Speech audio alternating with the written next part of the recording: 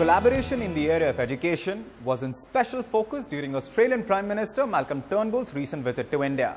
In his words, in a world where technology, innovation and research drive growth, collaboration is the key to success. Hello and welcome. You're watching Heads Up, and on today's episode, we're getting in conversation with some of the key people who also play an important role in strengthening Australia-India education ties. Also on the show, we'll take a look at the Nano-Biotechnology Centre set up in collaboration by TERI and Deakin University. Take a look.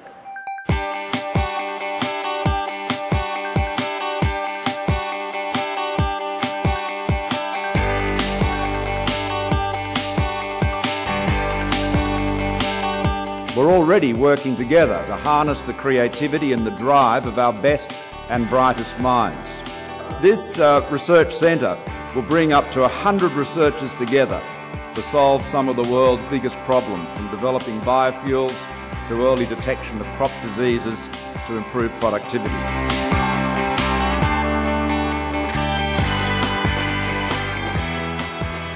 I'm now joined by Australia's Education Minister, Senator Simon Birmingham. Thanks for talking to us, Minister. Pleasure. Your visit, you're leading a large delegation of education representatives. Education is a big focus area of your visit during your trip. So tell us a little bit about the kind of collaboration which Australian universities and educational institutes are looking for with India and Indian institutes. We're here celebrating what is already a very rich partnership, a knowledge partnership between Australia and India. We have more than 400 different formal research partnerships between Australian universities and Indian research institutions and entities. We have more than 60,000 Indian students studying in Australia, which is the second most popular country on earth for Indian students to go and study and research abroad. So we're very proud of the extent of the relationship as it currently stands, but we're also very committed to trying to build and strengthen it into the future, and particularly through new research facilities like this, which will see a two-way exchange of Ph.D. students, really taking that commitment and that activity at present to a whole new level, both in that exchange of students, but also the calibre of the research findings, which can make a huge difference in so many fields. Right. Like you mentioned that over 60,000 Indian students are studying in Australia. So apart from student exchange, what other kind of collaboration we're looking for, some recent initiatives, or also what might be in the pipeline?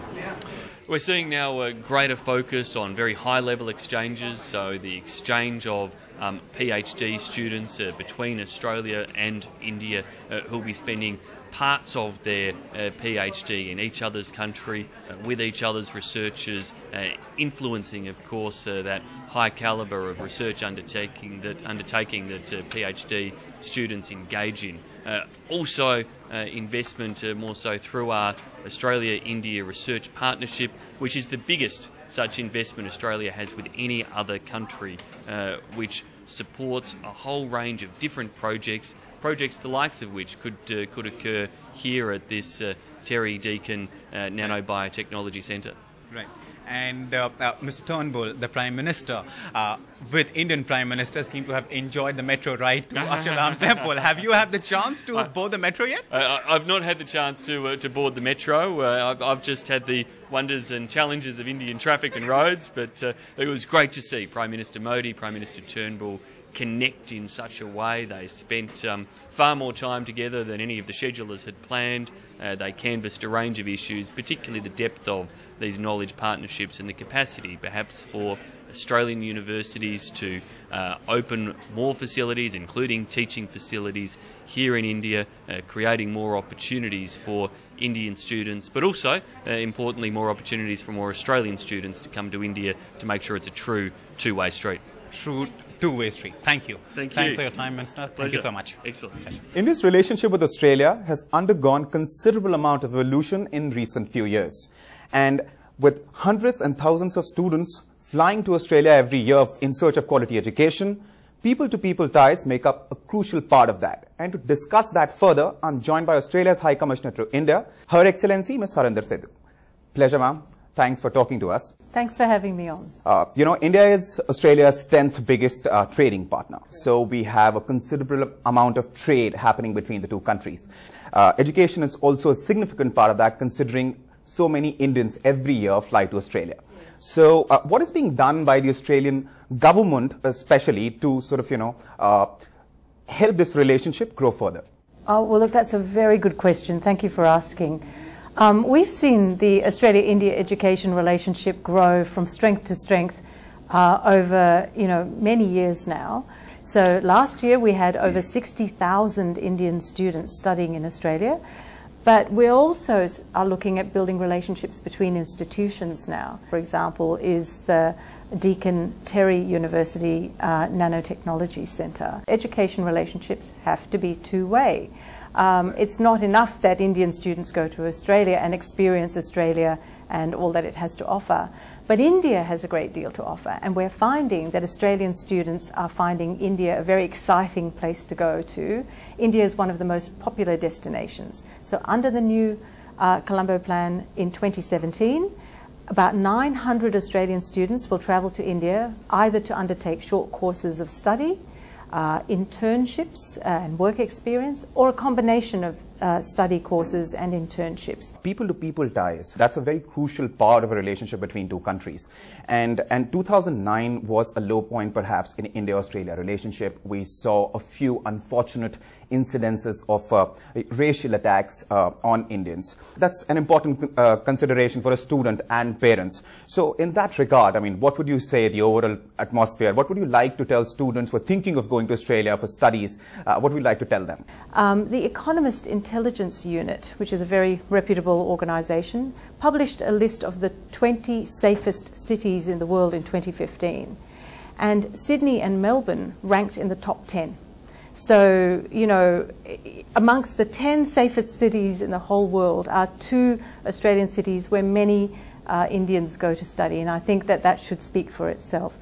Aside from that, I think we have a reputation for being very welcoming. There are over 500,000 people of Indian origin now living in Australia. I'm not sure India's cricket team will say that. Oh, very, very, very welcoming. And we're more welcoming when we win the cricket, I have to say. Oh, yes. That I can certainly agree with. So we're very, you can buy Indian food anywhere. It's part of the staple Australian diet now. So it's very comfortable, very safe, a healthy lifestyle. A place where you get a top quality education. Many Australian institutions are very high on international rankings. Yes.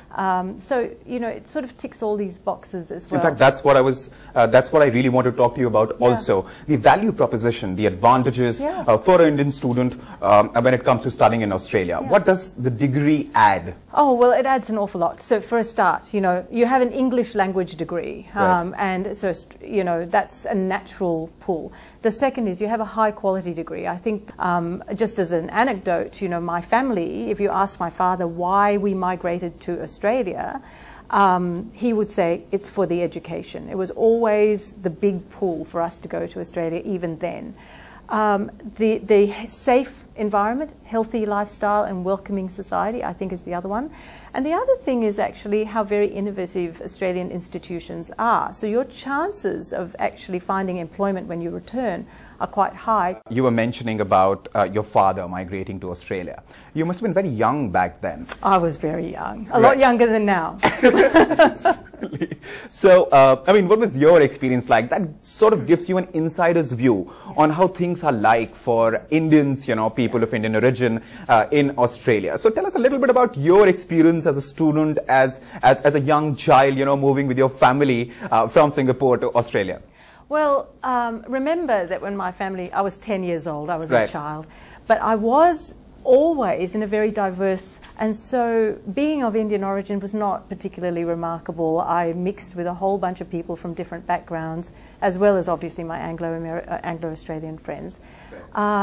It was kind of unremarkable, you'd sort of come along and Diwali would come along and I'd explain Diwali to my friends and we would share in the celebrations. How would you do that? I mean, if you were to explain it all over again. No, my mum would send me to school with a bunch of laddus and that made me very popular, I have to say. Right. But for the rest of it, actually, what does it mean to be Australian? All of us were Australians, no matter what our background. One thing which I definitely want to talk to you about is your India experience. The thing I really enjoy about India, I have to say, is just how very modern it is. I hadn't expected that. I think we all come to Australia, come to India with a bit of baggage about India being the stereotypes.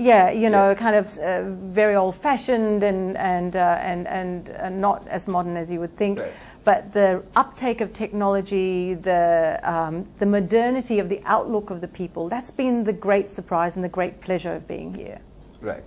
Pleasure talking to you, Your Excellency. Great to talk to you. Thank you so much for talking to us. Thank you. Now we have with us Professor Jane Den Hollander. She's the Vice Chancellor of Deakin University, Australia, and we're going to talk to her all about the new partnership between TERI and Deakin University, the Nano-Biotechnology Centre, and its impact on ongoing research in India and abroad, of course. Jane, welcome to the show.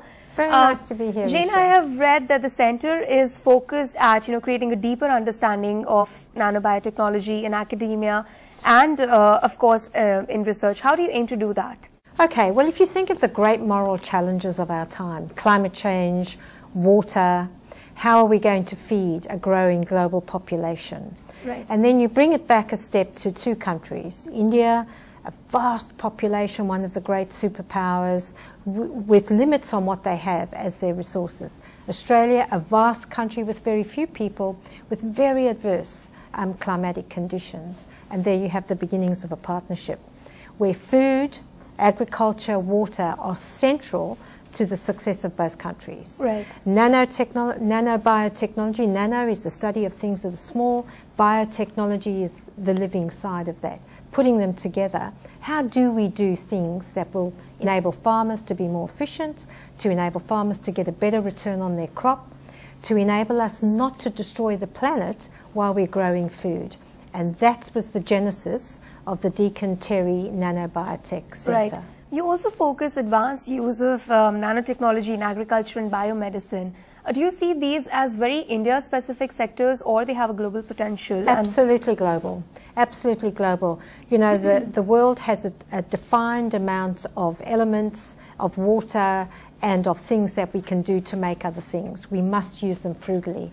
By using a nanotechnology, right, you can take the precise amount of fertilizer or the precise amount of medicine that you might need and add that to your body or to your plants. Now, what's the benefit of that? On the one hand, you only use a little bit. Right. On the second hand, you don't poison the human body, or you don't poison the plant, and you get things that you can eat and you recover quicker. Jane, let's talk a bit about the mentoring and exposure the students would get through this centre. What we've done through the centre is a great way of us learning about each other's cultures. We live in the same part of the world.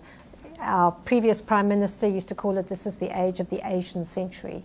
And we see our relationship with India as one of the central tenets of what we do at Deakin. Research for the communities we serve, and here the kind of research we do is about educating our most clever people with their Ph.Ds to go on and contribute to new knowledge in the world, but knowledge and research that makes a difference to their community. And our students will come here, Indian students will go to Australia, our supervisors will come here.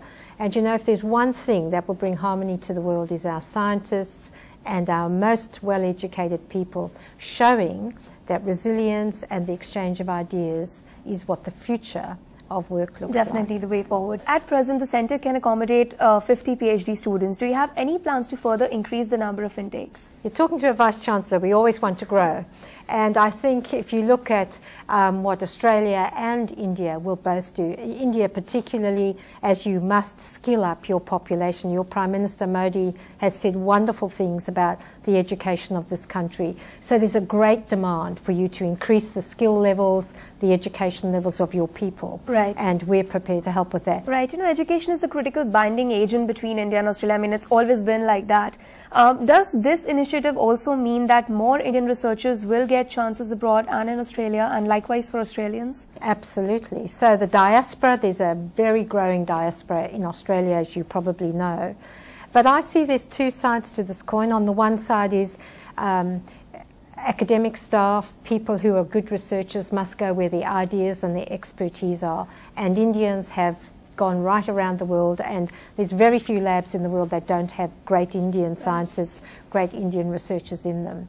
Definitely. Jane, a quick wrap on the chat now. It was recently in the news that Deakin University has climbed to 43rd position, global ranking. What are your views on that? So that was the Times Higher Education ranking just last week, and we the great indicator for Deakin is that in all three of the global rankings, we have continued to rise and to grow. So we sit very firmly in the top 2% of the 9,000 universities in the world. Well, congratulations for that, and thank you so much. It was a wonderful interview. And thank you for your questions and for your interest in what we do. Thank you.